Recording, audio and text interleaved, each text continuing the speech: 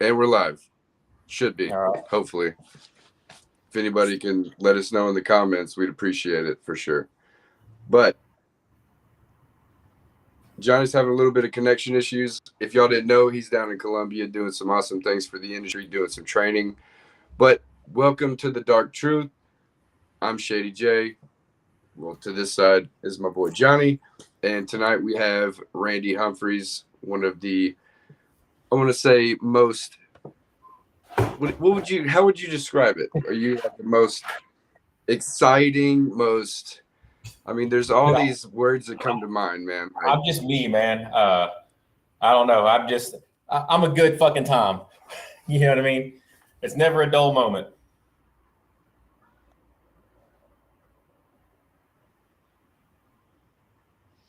Hello? shit. Still there? Everybody still there? Yeah, we're still here. Oh man. I knew this was gonna go this way. We're doing something new, so it's always gonna have its hiccups in the beginning. So here we go. And Johnny's over here just doing like this. I don't Do know some what's sign going on. language.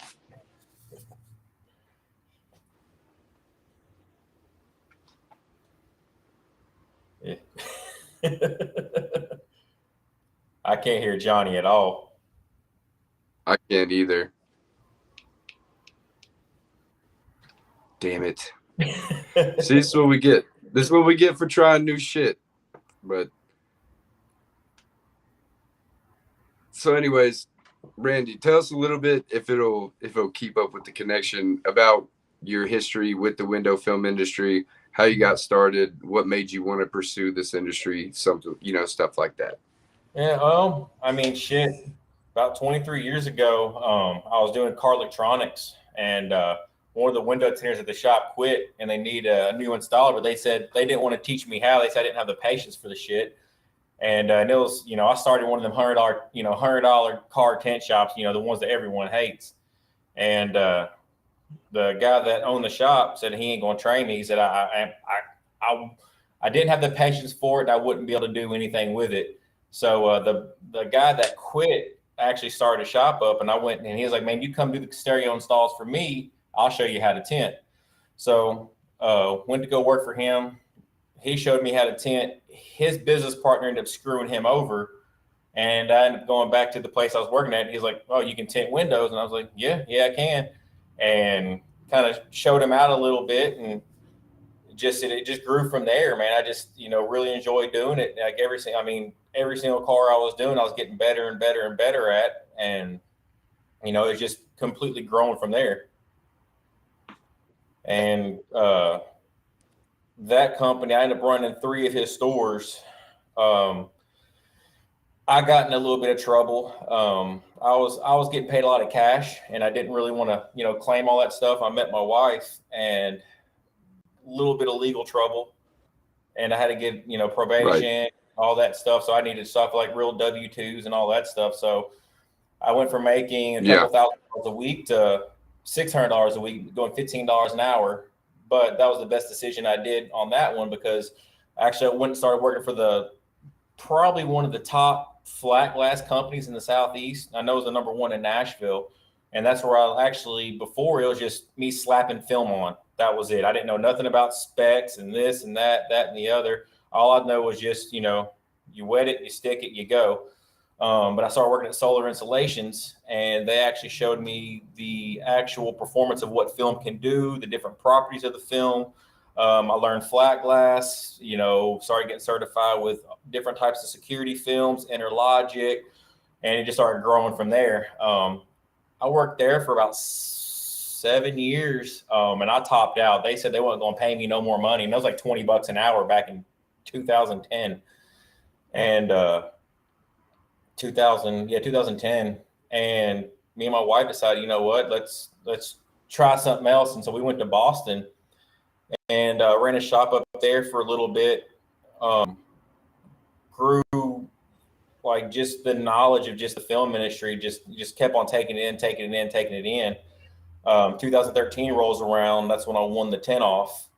And it was funny because the company I work for, I'm one of the people, man, don't tell me I can't do something because I'll bite my Right. damn tongue to prove you wrong. So the company I was working at in Nashville, the big company, Solar Installations, I Right. told him I wanted to do the 10 off. He was like, "You're not good enough." So fast forward a few years later, I go to Boston, and the company that I was working for is like, "All right, fuck it, go." My first year I bombed, man. I didn't do good. I didn't know the rules, didn't know this. And the second year I went, I won. Then I took third the year after that. And starting meeting more of the people in the industry, and, trying new things and learning different things, and just keep on, just working my craft and just make myself better and better and better, learning from different people. I mean, shit, at 15 years doing this stuff, I'm, learning stuff that I've never seen before in my life from other installers, and just putting everything together and just becoming a better installer, each and every day, and if Right. it calls me, I'll always, I'll show them how to, do whatever I can to make their install better too. So it's, Yeah. and end up moving back here. So back to Nashville, outside Nashville. But just going around, I mean, That's it's awesome, man. just really not too, like, I never in a million years, and to be quite honest, I think, my passion was going to be, putting on stickers for a living. Never thought about that. Never in my life, when you're sitting at home, you say, "I'm going to be a window tinter when I grow up." It fell into it, and just, I loved it. You know what I mean? It's a lot of, when you sit back and look at a car you just did, and it came out badass, when you see other tent jobs out there, then you see what you do, and it's like, holy fuck, this looks, then you see and the best part for me is when a customer sees a vehicle and they're like, they're fucking, happy about it, and then, seeing their reaction and stuff like that. And, then end up meeting the people in the industry, and, building relationships that way. And, I never thought in a million years, like, this is where I was going to be, could put kids through college and stuff like that. I'm living my dream, doing what I love to do. And how many people are able to say that? Right. And that's another thing. Like, that's what I love about the industry, is that you get to just, I mean, most of the time you just get to be yourself, and people kind of, they either get with it, or they just got to get over it. You know what I mean? Because, there's some people that you run into and you're kind of like, I don't really want to be, I won't be around you too often type shit. And it's not like a bad thing. It's just, you don't mesh well together. You know what I mean? You don't necessarily hate that person. You just would, you got your friends you hang out with, and then you got some people that, you're just kind of a little leery of, right? But then, like, I noticed one thing about you at Tenor Battles was you were very open, just talk to any fucking buddy, and just like, hey man, hey, like, you're just all over the place. I couldn't even corner you for like 5 minutes just to talk, because I could just see you were just bouncing around like Jeremy Davis, dude. Just here, there, going over there, just everywhere, man. And that's awesome. And I love that shit. Like, us, everybody coming together and just enjoying the time is really fun. Go ahead, Johnny. Can you hear me? Can you hear me? Now I can. Yes. All right, great. Oh, Kind of. So, going back to 2010, I remember it was my first window film magazine that I ever opened up. 2013. 2013. Was it 2000? 2013. Yeah, that's the year I won. That's when you were in Boston, because I remember you were in Boston, and I was like, God damn, people tent up in Boston still. So, I opened it up. First one got one of the words that you said. I think they asked you the question, like, what are you gonna do with I'm gonna open up my own shop, if I remember. I didn't catch or it. you're gonna do your own thing. Am I lagging or something? Yeah, I barely. mean, both of y'all on my end, both of y'all are kind of skippy, but I can still hear what you're saying. It's just kind of sometimes it jumbles together. I don't know how I am on my end. Haven't looked at the comments actually. Nobody's really said anything about the audio, so I don't know if it's just on our end or what. So just run it, I guess. All right. Well, it was interesting. It was interesting to see someone that was an installer and venture off to do their own thing. That's awesome. Like I looked up to that, and then you like just disappeared. Yeah. 2017. I kind of just like I was helping me. Well, Rick reached out to me and helped me with WFR when it first started. It was me, Rick, Ralph, and a few other people behind the scenes. We started that, and um, I was, doing that, helping Rick with that, working on my shop, plus just everything. And it got so crazy, so busy. Social media was like, you try to help someone out in social media, and they just want to blast you and stuff. And man, I'd say my part. They would come back and say something, so I had to step away without me losing my temper and making myself look like a fool. Because I'm very cocky, but I'm also very humble. People get cocky and arrogance mixed up, and but it was just like people just kind of aggravating me a little bit, so I stepped away. Plus, with my shop going on, it was getting just crazy busy. I just didn't have time for social media. I didn't have time to go, you know uh, the competitions, and I was doing a lot of commercial work, doing stuff, with the NHL, doing a lot of stuff, a lot of government work, flat glass work, and and uh, it just I stepped away from everything for a while. Rick hit me up right before WFR and said I had to be there, and my wife was pushing me. My wife was like, "You need to get back into it. You need to get back into it. You need to get back into it." Like, I don't know, I don't know. But between her and Rick, John Little, they got me to go, and and it was good going because I missed out on a lot of things that I was always Right. I love to do, just meeting people, talking to people, helping people, like even at the tenor battles, Kyle was asking me, like, he's real bad shaking. I was like, here, try to hold your knife like this and it helps. And, sure in the hell he did it. And he Right. beat me, so it's like, I don't care if I'm Yeah. competing against you or what. I'll tell you how to beat me any day. It ain't about beating me. It's about you being a better installer. Like, I'm all about, like when I train somebody, I'm training you to be better than me. I'm training you to go out and see that. I'm training you to, to be very successful in life, to be able to make it in life and be able to make your customers happy. Because the bottom line, I mean, we can sit here and say we're the best at whatever we do, but that's not going to, bring customers in the door. Right. You got to please the customers. You got to make the customers happy. You got to make the customers feel comfortable with you, and how you talk to the customers, and workmanship and customers, everything, all that falls into play. And if I can teach, another installer that to be very successful, I mean, that's just me doing my job, passing the torch. Yeah. Shit. I'm over here trying to scroll and this motherfucker's moving around and shit. My bad. Hey, man, like I said, it's the first time we've done it this way, so it's a lot different, man. Once I get a better, Yeah, method Dustin or said not a Jordan, phone. Randy are super clear, and Johnny's a little choppy. Okay, so on my end, you're good, and then it packs your Lags words out. in and then throws them at me like really fast. So I was just making sure that at least everybody on that end completely cool. I'm understanding what you're saying, where you're going. I'm just missing like a word here and there. And then Johnny just texts me, so give me just a second. Let me see what he's saying. Oh, he said he's out. Okay, so there's that. That sucks. He's mad. I know he's mad, but he's down in Colombia doing what you're saying that you do, like that we love to do is like you want to help people and you want to teach people, and you want people to grow from that and get better and better. Like you said, like even make them better than you are to where they could beat you one day, right? So, like, man, it sucks that this week we're definitely gonna have you back on so Johnny can have better connection and so it can be dialed the fuck in. But um, so tenor battles. You said you went to WFR. I didn't get to go to that one.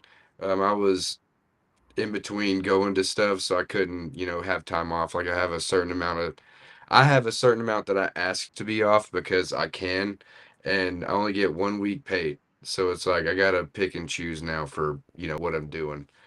And so tenor battles, this last one, we actually competed against each other. um, what was your experience? Did you enjoy the whole event? Like, was it fun? I saw you wearing some pretty out their clothing, which was awesome. But Yeah. I like that, man. I I mean, don't know. I'm all about having gotta a have good time. fun. Yeah, it's all about having a good time, win, lose, or draw, man. I'm slinging film next to my buddies. I'm drinking beer, having fun. It's just it's fun to me. Win, lose, or draw, I don't care. It's all fun to me. So I mean, I'm very competitive, super fucking competitive. So that's for me that's great. But at the same time, though, me being around everybody and talking with everyone and networking out, that's even better with me. Right. Man, y'all were like right behind me, you and Dave, dude, and I'm sitting there going, "Fuck, they're right there, like two badasses just right there beside me." But this was kind of like my redemption from last year because I didn't finish the car because our car died and all that shit. So, I mean, I'm glad we finished. Was I happy with the results? Yeah, but at the end of the day, once you start looking at it afterwards, you go, this, that, this, that, this, that. But then you got to remember that in the air, there were so many particles of just dust floating Mhm. around. Like when you just walk, you could just see it just floating. Oh yeah, and the So we drone tried going to walk. around, the drones blowing dust off the Oh, stuff in yeah, the and the ceiling. drones flying. It's and we're actually had this conversation on WFR earlier today. Jeremy Willem was talking about preparing himself for the IWFC. And I basically was like, man, he's like, talking about the shakes and stuff like that. I was like, you're going to have the shakes. You're going to have this. I mean, getting through the heats is luck. I mean, yes, skills involved, but it's luck. To get into the finals is where you really stand out. But just getting to the finals, it's luck because you don't know which where the vents are coming down on your this or that. But I told him, I'm like, man, you lay your window as fast as you can, you stick it. If you see something in it, don't try to smash it out because they're going to see it anyway. Then you're going to have work marks from your chisel or this or Yeah, and they're that. gonna yeah, and they're gonna deduct.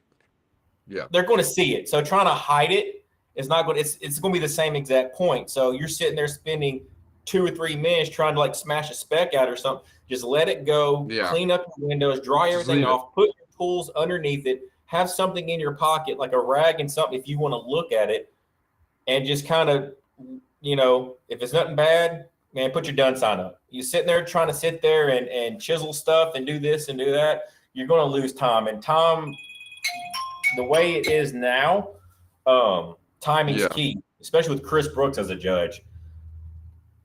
I love Chris to death, but man, he'll push you. He'll push you to your limits. I got Dave calling me. yeah, Dave Dillinger. Um, but yeah, it's one of them things, man. It's with the IWFC or any of these competitions, man. Like you lick and stick and don't peel it off. I mean, because you got to worry about everyone else trying to finish their window. So long as you finish your window and you're at a point where right. it's like you're going to have something in it. I mean, crap. When I won in 13, dude, I had like 8 specks in my back window. Did I want to redo it? Yeah, but what's going to happen? You're going to pull that off, and you're going to make a bigger mess. Just roll with it, and just put it in the tent god's hands. Just Right. And that's, because I'll I sit mean, there that's like, kind of that's kind of how it was for us this past. Well, the first one, didn't finish. I will be competing in WFCT next year, hopefully. We'll see. Hopefully. But I was like, at least we finished. Like, I don't want to redo anything because last year that's where I fucked up is I tried to redo something, ran out of time, and I was like, not doing it, just gonna leave it, happy with it. We talked it over, and he was like, cool, call it. So we called it. And I mean, until we see the official scorecard, I'm happy with it. I thought we made top three, just personal preference, but I'm biased.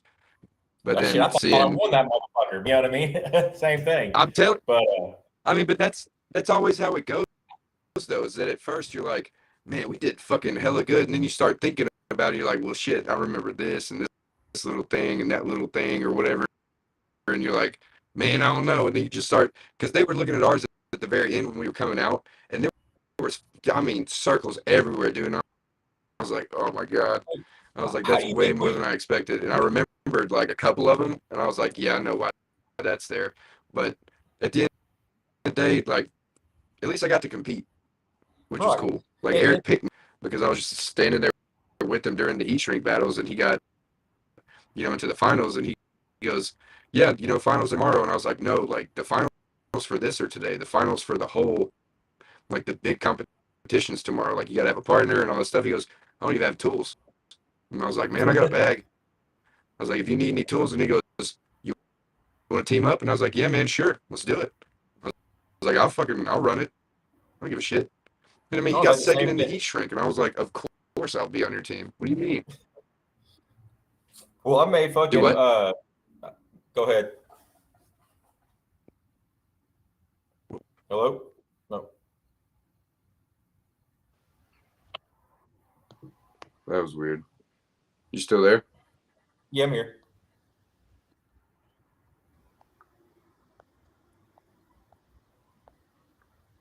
This thing's acting crazy. Okay. Whoops. I don't know what's going on. My phone's going wild. Anyways, what were you about to say? Oh no, it's like you didn't have tools either. It's like so when I won, I was on because I already got in the finals through the Gap Challenge, and then Jody called me. I'm on my way in, and Jody called me like, "Hey man, we need another partner for the trivia shit." And I'm like, "Oh fuck," And I'm like, "All right, sure, fuck it, why not?" And so we ended up winning. We came back. I think we were down like 5-1 on that thing. Ended up coming back and winning. Yeah, that was Manny and Jody. Yeah, that was crazy. I knew some of the bigger questions, but I was more install questions, like what state had the darkest tint, and how many blades an Olfa had, and little stupid stuff like that. Like I knew that stuff. That was that was the ones I got right, and there's I think one or two more, but when we won that, they were going to vote me, and I was like, dude, I'm already in the battles, and so Jody and Manny was like, well, who do you want? I'm like, man, of course I get my boy Kyle and Mike in there, and they didn't have tools either. They're scrounging tools up. So Kyle looked at me. He was like, are you serious? And Mike's serious. And I'm like, yeah. Well, he's like, I need tools. Like, I don't care if you got the tools or not. You're fucking competing. So, but yeah, they scrounged. And that's one thing about the industry. There we go. And that's one thing about this industry too that's great is, they didn't have their shit, but everyone out there was going to make sure they competed. And it's a family. This whole entire thing is a family. I went through some pretty dark times, and there's people in this industry, in the film industry, that pulled me out of it, just like a lot of other people. Right. Hold on. Something's going on here. Oh, no, we're good. But yeah, for them to have, like, they had no intentions of competing and then to win it, I thought that was really dope. Like, that was really cool to be able to, like, because even Mike came up to me and he goes, hey, you got a clay bar? And I was like, I think so, actually. And I was like, yeah, I was like, let me make sure I got an extra one. And he goes, wait, are you competing? And I was like, yeah, I got picked up by, Eric or whatever. And he goes, oh, shit, never mind. I said, no, man, I'll grab it for you. He's like, no, man, I'll be back. And he just took off. Like, he reminded me of Jeremy Davis, dude, just, pew, done, gone. And that little, dude, I love Jeremy, bro. He's great. He hits me up every once in a while, usually every day. Then the way that he's gone from, like, working for somebody at a dealership to now owning his own thing and his grand opening, I saw a couple videos. Looks so badass, man. It's just, I love it. I love seeing this kind of stuff happen after I meet somebody at one of these events. Like, you see the progress of people after these kind of things, and you're like, man, that's what it's really about to me, is like going, networking, and then getting a fire lit under you to where you can just keep doing great, right? Like, just keep building and keep building. Like, me personally, I'm not going to do my own thing yet. Like, I will eventually, I'm sure. But to see people start their own businesses like you had done and like Jeremy's doing, and so many people I've seen in this industry that are doing great things, like Mike Powell and, Kyle Whalen, everybody. Like, everybody's just, it's steadily, we're helping each other get to that next place. And the more that people try to kick that down, the more I get angry. Like, I hate that shit. Like, when I see all these people commenting about all this hateful shit on pages, it's like, man, I know you're joking most of the time, but like, there's a lot of people who really are hateful. Like, Oh, they there's, are. you can tell the difference.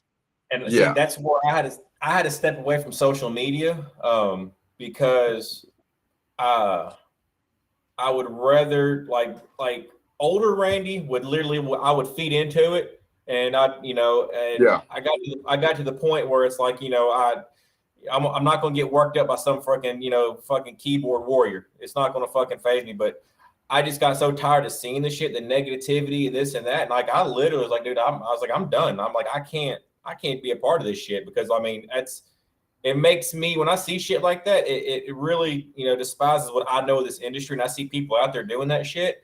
Like I'll say my 2 cents, then I'm gonna back away from it. But then when you go to the Right. events, it brings it like going to WFR, because when I didn't compete, I think the last time I competed was in 16, and when I went back to WFR, and it was just like everyone, just the love, the camaraderie, the brotherhood, the networking. It was like it brought faith back into it for me on that side. But like even though I wasn't around social media a lot, I would still see what I'd pay attention, or I'd see what's going on, or I'd talk to like on phone calls. Like I talked to John Little Right. almost every single day, and what he was going through with Yeah. his wife, and how everyone stepped together and helped Lark, and just stuff like that. And Donnie Dixon. I mean, it just shows you that our industry, we're just sticker lickers, but we do a lot for one another, and that's you can't take that away from anybody, that in this industry. And the other thing is, like, a lot of people not in this industry don't get that about us in this industry. Like, when I tell stories to my friends and shit, dude, they go, what? Like, that doesn't make any sense. And I'm like, I mean, you just have to be there. Like, it's a crazy good time. And like, the way that it works out is just like, it's like how we get really good at tinting windows. It just takes more reps, right? More times of going and doing it and hanging out and being around people and stuff like that. So I guess the question to you is, like, being gone for so long and then coming back to the events, did you see a difference between what they used to be and what they are now? And what do you Well, like better now as opposed to you well, did back then, or vice that's versa? yeah. Well, it's tough to say because I went to the IWFC events and a couple other dealer branded events, and so the IWFC is different from Right. everything else. So going from IWFC to WFR is like going to like some uptight fucking family reunion versus a little hillbilly reunion. You know what I mean? I have more fun at the hillbilly reunion because it's everyone. Like when we're competing in WFR, I mean, dude, we were talking shit. It made it feel like it was in our shop, and that was the better feel for it. And I had more enjoyment out of that because it was like I'm in my shop. Because if you're in my shop, there's no telling what you'll fucking hear.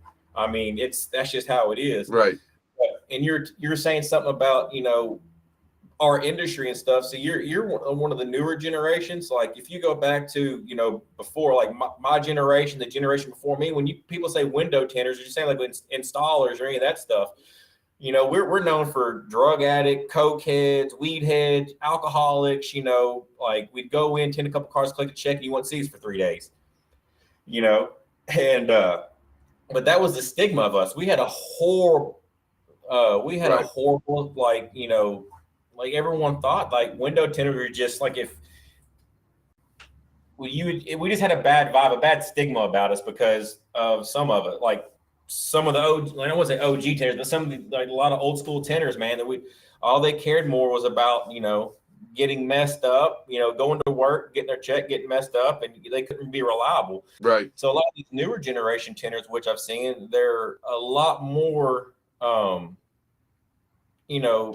reliable, I guess you would say. There's still some guys out there that I wouldn't let run my shop, but you see a Right. lot of they're more passionate about it than a lot of the older heads. I mean, there's a lot of wrong because I'm part of the older generation. We're very passionate. We love what we do. We the herd thin. I can word this right. There's the good ones and bad ones, but we all take pride in what we do, and and seeing the newer generation come in that's more, I guess, more level-headed than us. It's a little bit different because, yeah, go ahead. in a sense of like more engaging when it comes to the business side of it, other than like what you actually get out of it type thing. I could see that. Man, it's like a lot of the newer guys, man, they're what is John saying? But I don't it's know. I'm just reading it. It's What happened. The newer What'd they say? generation, like it's more talking about how I cuss a lot. My wife said I need to watch the F-bombs, and John said just rolls right off my tongue. The newer generation, the older generation, I think we had to work more, and it's kind of I like agree. when you I agree. kind of being an apprentice for a tattoo artist. Like back in the day, you'd sit there and you had to earn your stripes to become a tattoo artist. Same thing with the window tinter. I mean, you had to sit there. And like it. So you had to sit there, but now they got these classes. You go there, and then you got plotters, and you're taking away a lot of the newer generation. You're taking away a lot of the stuff that we learned, which makes you a good tinter. You're taking a lot of the old school ways, the traditional ways out of it, of how to learn how to to learn a car. To know how to look at a car, know how to look at the seals, how the windows shift one way or the other. If you're a plotter guy. And say if you're doing a Nissan or something like that, and the back window shift. If you got a plotter, you don't know that. But if you spend all your time hand cutting, you know how big to cut this window, how big to cut this window. You look at the curve, like it's you see that, but it's all by experience of learning how to hand cut and just learning the old school ways. And I think a lot of the old school tradition is lost with the plotters, which the plotters are great. Kind of. It's all to me. It's all if you want to learn it though, because I was in a shop that the dude was like 25 years in, and he didn't even want me to learn how to tint windows. I prepped for 3 years for this dude because I knew nothing about the industry whatsoever. I just needed a job, right? Because I was on probation. It was a window cleaning job, and I was like, cool, sounds easy. Go in there. Turns out to be like my dad's friend from when they were kids, and all this kind of shit. So like I was on probation, gave me a job because I needed it, whatever. Then it took me 3 years to actually lay a pattern. And the only reason I did is because he had, we were Lumar at the time with Johnson, which Johnson sucks. But David Mussett came in and he gave us talked us into our first plotter. And he was all telling them like, he can use a plotter, he can learn how to install and all this kind of stuff or whatever. So then like the plotter went down for like a week and he had security film jobs. And I had to learn on my own how to hand cut, but I'd watched him forever and I knew how to install it. So I had those issues like on the Ram rear windows, the Ram, 2500, 1500s or whatever, like 2013 to 18 or something, where it goes like this when you roll it up and down, right? Like it shifts or whatever. So if you try to cut the backside before you got to cut the front, shift it, and then don't even cut the back and cut the top and see where it's going to go down or whatever. And that was one of my first learning curves for hand cutting. And that's like a super common one. And then, like the Tundra front windows, how they ducked off in the front. Mm-hmm. Like I learned about that because the film bunched up on me because I didn't know that it did that. Like I just cut the top, put it on, and it had a big ass, like it was buttoned up against the seal on the inside. But yeah, I agree that the hand cutting skills are definitely not what they used to be, but it's also kind of coming back because a lot of newer generation tinters want that nostalgia feel when it comes to tinting. And so it's like, it's kind of one of those give and take things. I tell like with my guys, every time I trained my guys, I was pretty intense with my guys. I made them like they didn't even get to touch film for a while. I had them learning bull crap, but I would find an old muscle car because if you can hand cut a muscle car or I'm sorry, just an old school car, rubber border back window or butyl back window, urethane, and be able to do those without light gaps, and knowing how to cut the window.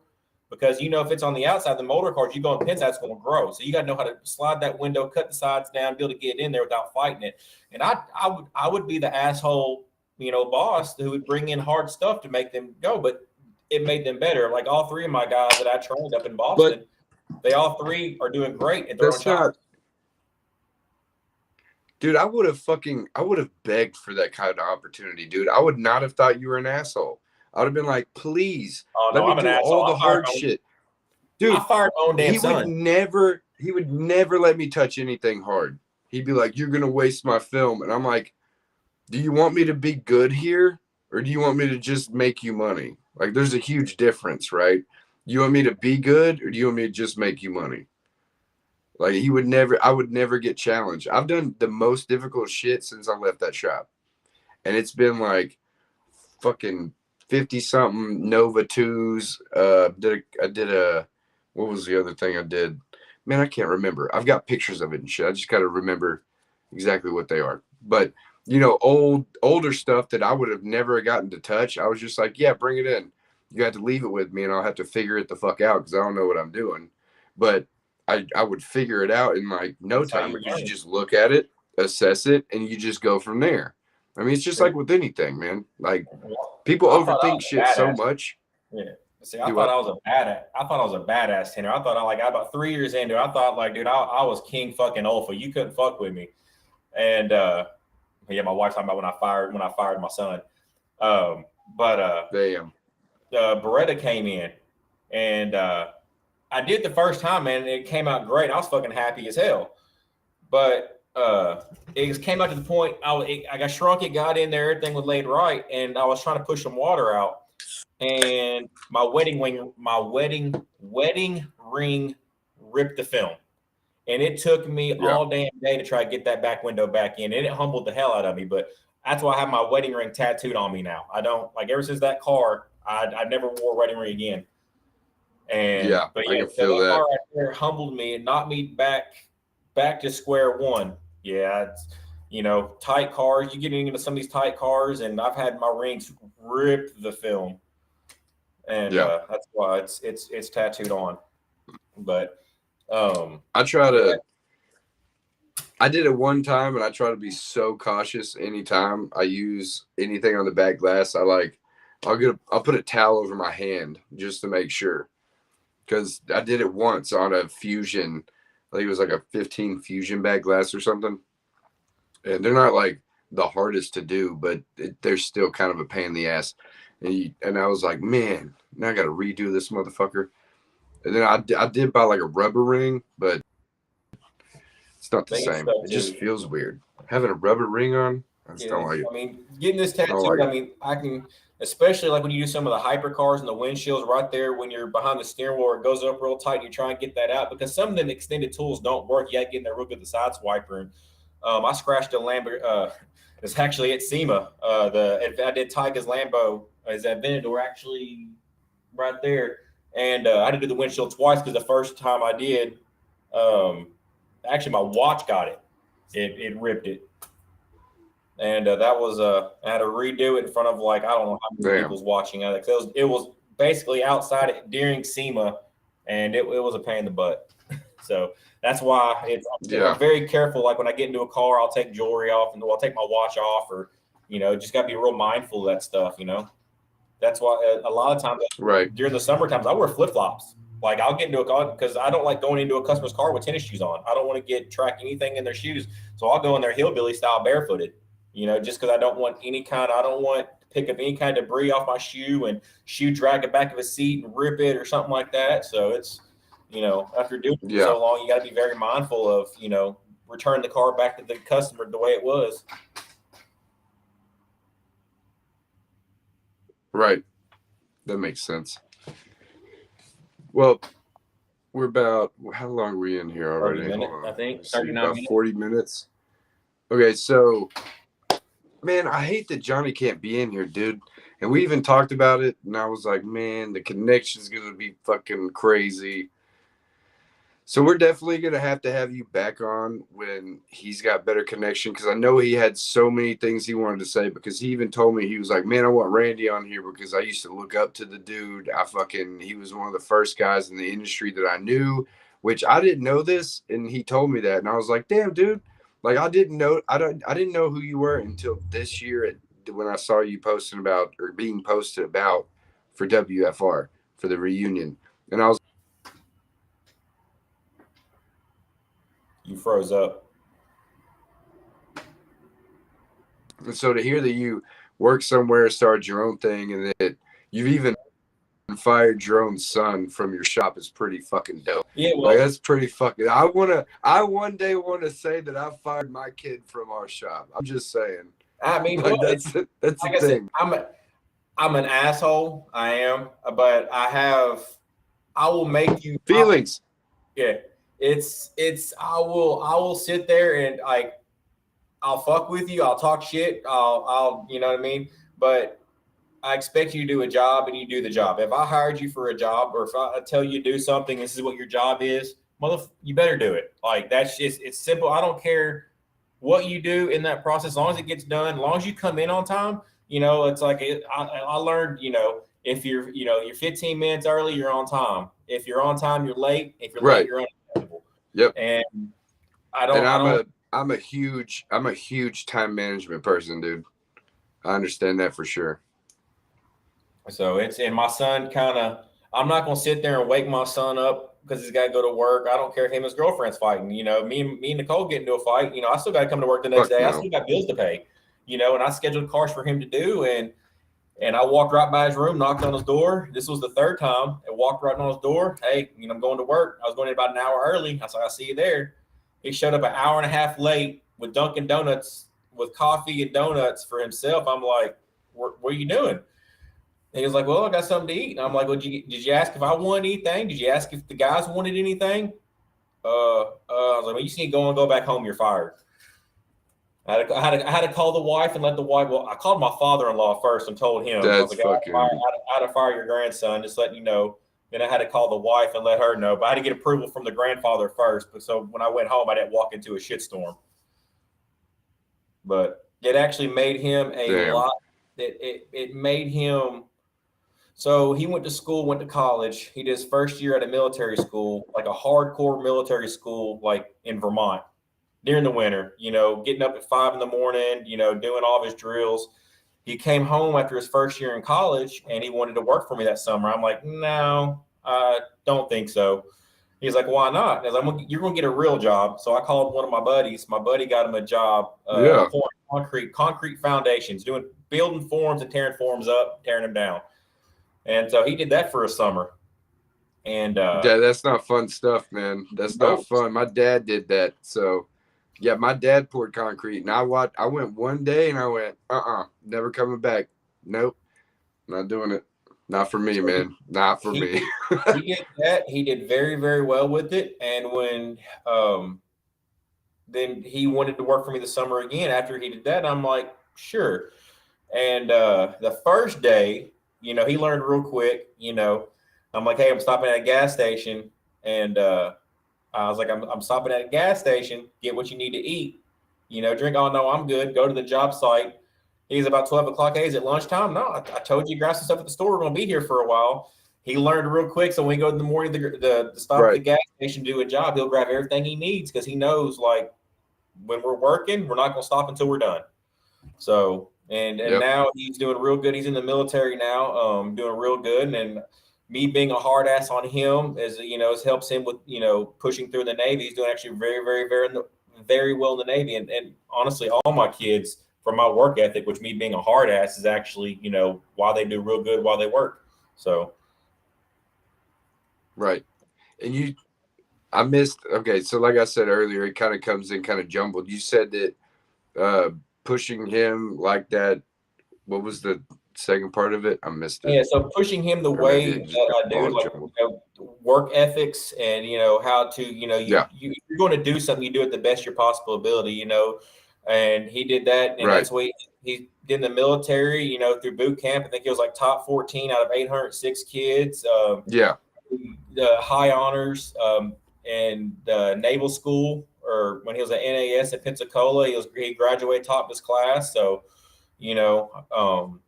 and he thanks me a lot for, just the work ethic. And he's a great kid. All my kids are great kids. And it's just seeing, them understanding, like when they were younger, watching me, they probably didn't understand because I'm not good with little kids.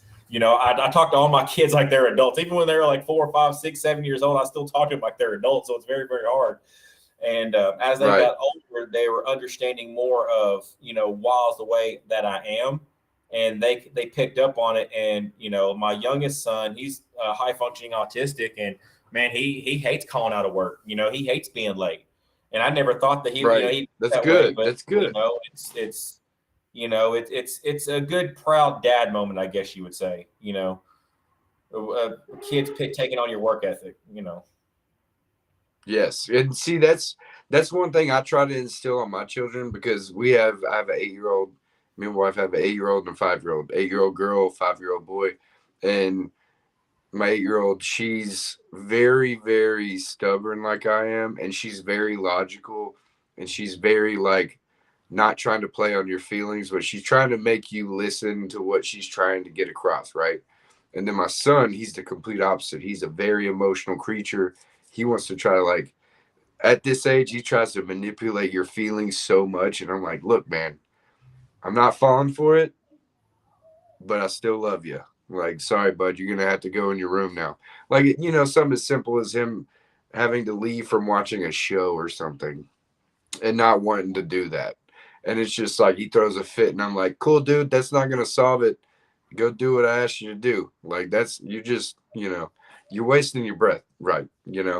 And my daughter, she's also like very intelligent. She will try to reason with me, and I'm like, you do make a lot of sense, but I want you to do this for me, please. And then I'll be like, go do that because I requested it. Like, you might be right, but I want you to do it this way or do this for me, please. And then she'll like stomp off, be like, ugh, but she'll still do it because she understands why. And like, I can't wait, and I can because everybody says once they grow older, it just gets worse. So I can't wait to see how it gets. You know what I mean? Like, yeah. Well, my 17-year-old daughter, she's a trip. So she's trying to she'll try to get her point across, even though when she's dead ass wrong, she'll make you think she's right, and then she has this little laugh cry. We all make fun of her. So when she's like having a bad day or something like that, and she gets absolutely ridiculous, she'll start crying for attention, but then she'll start laughing. And so me and my son, we just start laughing. She's gonna stomp it upstairs. But yeah, when they at my daughter, she's super smart, but she's super sensitive. Like I don't know. She's been a cheerleader for the past 10 years. So she deals with all that dramatic cheerleading shit, and she can hold her own pretty good, but she's still just so super sensitive. It drives me and my wife crazy. And it's just like, and we argue like it's one thing. Me and my daughter, we argue like it's over the dumbest things. Like I'll sit there and try to explain something to her, and she'll try to argue her part, and it's just like me being the person that I am, like try to get the last word sometimes, and I just had to be quiet with her because it doesn't matter if she's completely wrong. She will dude, the fight until the end to be right is ridiculous, man. Like the whole you don't want to be wrong thing. It's like I actually enjoy being wrong because I learned something, and then I get to understand a different perspective of something. You know what I'm saying? But like that whole I just don't want to be wrong thing. It's like, why? What is it? What's the big deal? Like, what's the big deal about being wrong? Why does it hurt you so much to be wrong? Yeah, what was that? Tell that to my wife about her being wrong. She hates it. I think that's who my daughter from is my wife. What? I missed that again. I'm sorry. Oh no, it's like that's my wife. My wife hates being wrong. I think that's where my daughter gets it from. Because them two right there, there's something else. They just they'll bite their tongue off to try to run their point. I love you, dear. I know you're watching. But awesome. But yeah, so I believe our first So what was I about to say? I've had a brain fart. Been hit in the head too many times. Shit. Oh, dude, you're good. Was it too much football or something or what? No, I did BMX, dirt jumping, like backflips, 360s, and like all big over huge jumps and shit for 13 years. And I fought, and doing MMA for several years. So I've been hitting the head a lot, and I've actually knocked myself out a couple times getting into cars. But one of my last big concussions I had, I was tinting my buddy's truck, went to go climb in the back seat, hit my head on the striker, knocked myself out cold. It still saved the film. Still able to install the film when I woke back up. Split my head wide open, and I stuttered for like 6 months. Damn. Yeah. And now, like, you said you were out for 6 months? No, I stutter. I have a stuttering issue now. I hit my head so hard I stuttered. Dude, I've had like over 40 concussions, dude. I've had I think the last time I had it was like crazy. The doctor was looking at my records. I had 43 documented concussions. And that's documented. That's not the ones like not documented. You said 43? 43 documented concussions, yes.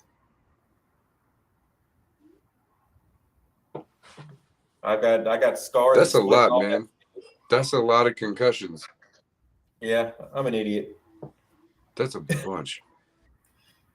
That's why I stutter now. Like, aren't we all though? If you don't make mistakes, you don't grow and shit. So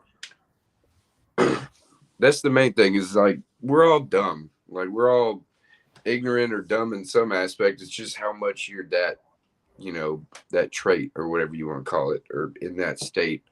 Like, yeah, you fuck up, but you're not in that moment forever. Like it goes away. Like you mess up and then you just, like I say all the time, shit happens. You gotta wipe. Like, what are you gonna do? Just leave the shit in your crack, dude? Or you gonna what if you run out of toilet paper? What are you gonna do then? Shit again, What if you run out of toilet paper? I mean, shit, you gotta deal with it, Right.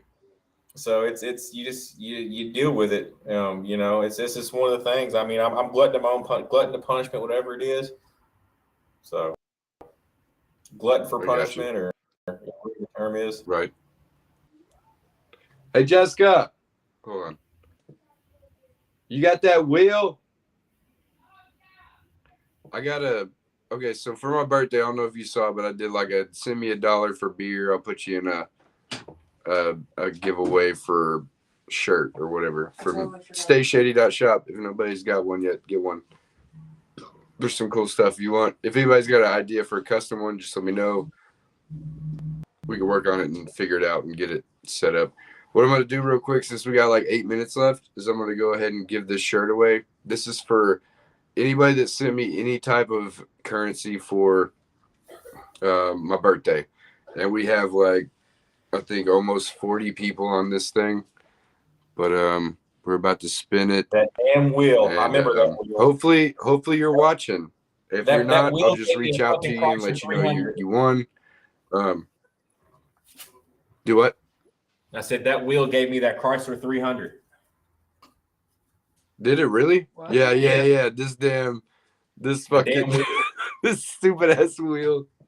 All right, so thanks to everybody that donated at least $1 towards my beer fund. I will be giving away more than one shirt. Not today, but I will give one away next week. I shuffled it while Johnny's here, because I can't do two with Johnny and I here, because it just doesn't feel right.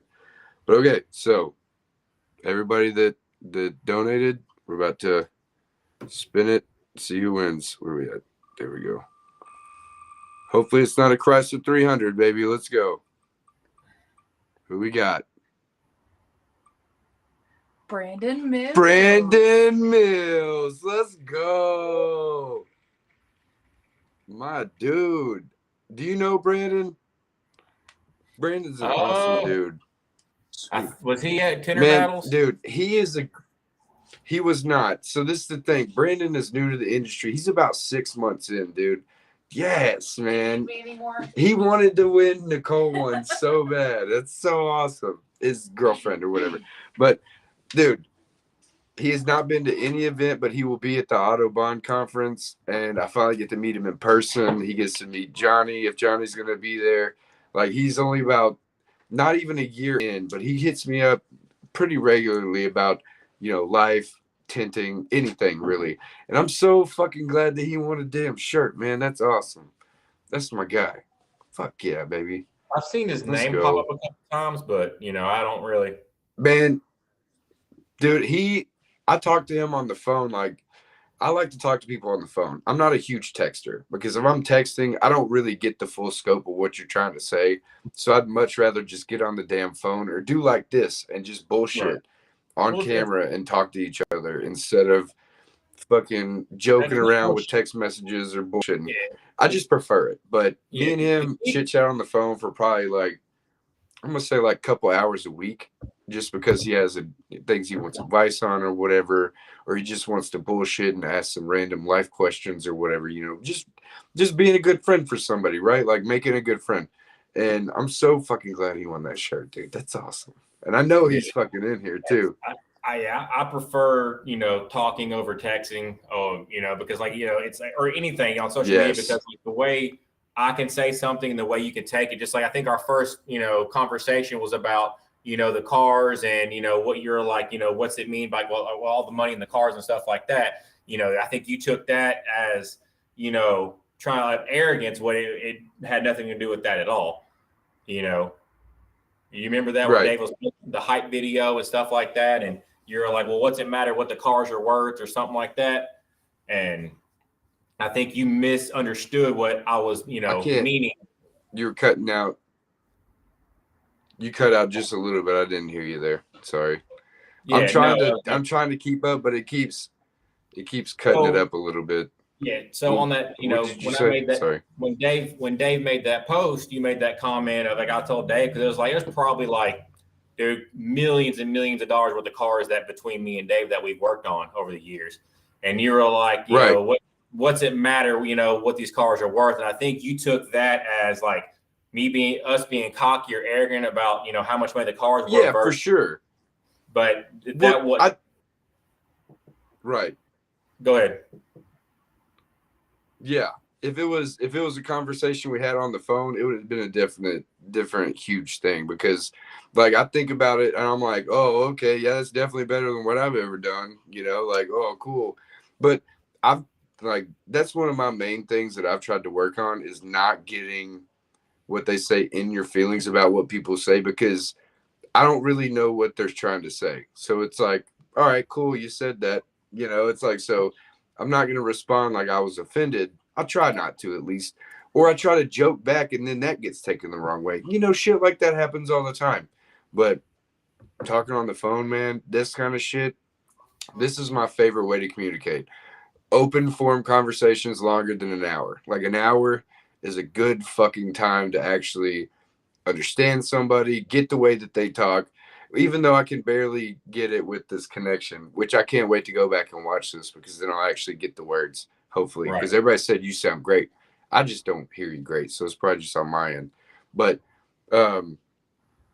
that's why we love doing this podcast, is we get to actually understand people and actually get to, like, now I know you more as a person than I did before this, because I messed up and didn't put started back going to events in my post, and I put started going to events, and John jumped on me, Kyle jumped on me, and I was like, damn, like I forgot to put a word in. My bad, bro. Like, shit. Like, you could have just shot me a message, be like, he's been going to these for forever, and I'd be like, oh shit, I need to change that, because that's what I'm intended to put in the first place. And so, like, even when it comes to something like that, like just a one word accident turns into a misunderstanding. So Right. I prefer speaking and then having to ask, being able to ask or clarify things immediately, instead of waiting for it, sitting there like, fuck, did I take that the wrong way? I shouldn't have asked that like that. Like earlier telling you about the link or whatever, about it was going to be a couple minutes or whatever. Like, I wasn't trying to like say, oh shit, Well, I knew what you're saying. is I it was your just turn? yeah, that's Yeah. like, so I knew exactly what you were saying. I was just letting you know I had it Right. popped up.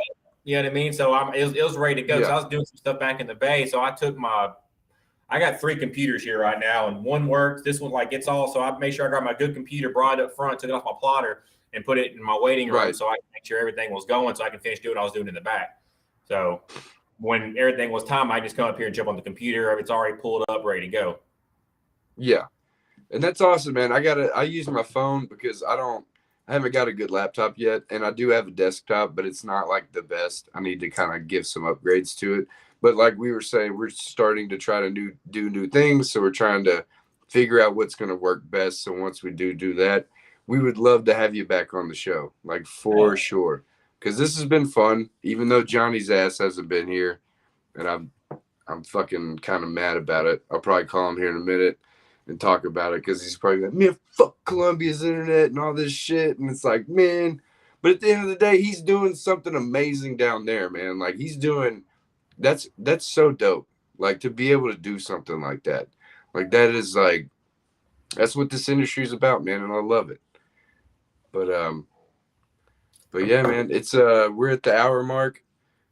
We usually do this thing at the very end of the show where we have our dark truth, which is just like a piece of advice that you want to give to anybody out there that they might not want to hear in a way, but they need to hear, and something that you hold true to yourself. That's something that you needed in a way, or something that you want to pass on to other people listening that might need some guidance, need some motivation, needs to, kicking ass, whatever you want to call it.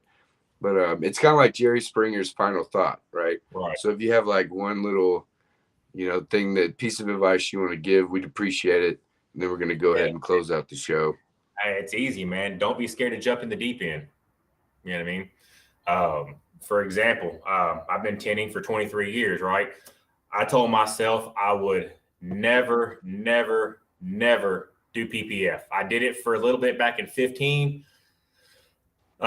Did it for, and I didn't like it. I hated it. I was making all my money tinting windows. Well, now kind of things change. I love doing PPF now. That's my biggest thing I do now.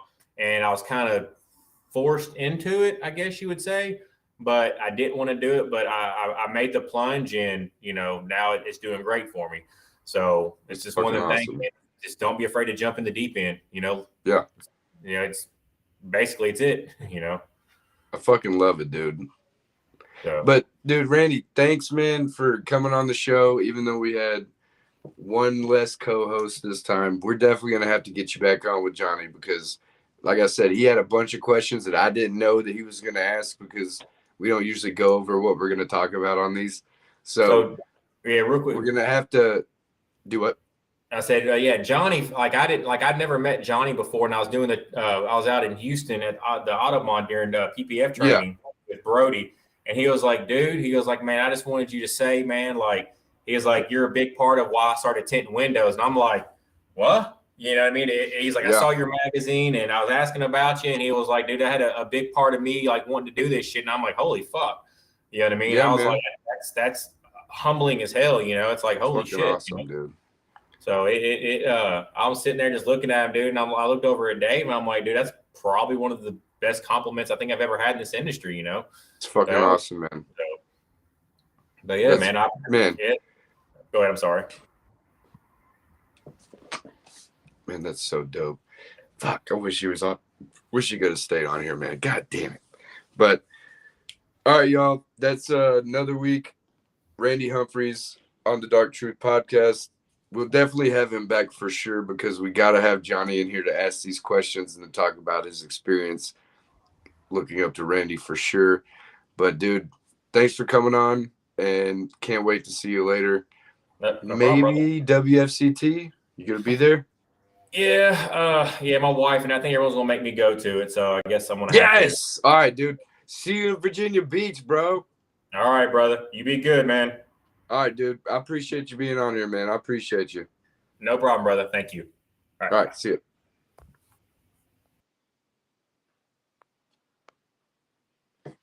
That's the show. We don't have Johnny here to close it out, but I'm Shady J for the first time on both YouTube and Facebook. Hope it was enjoyable, and we will catch you next week, same time, Wednesday, 6 p.m. Central Standard Time, right here on YouTube and Facebook.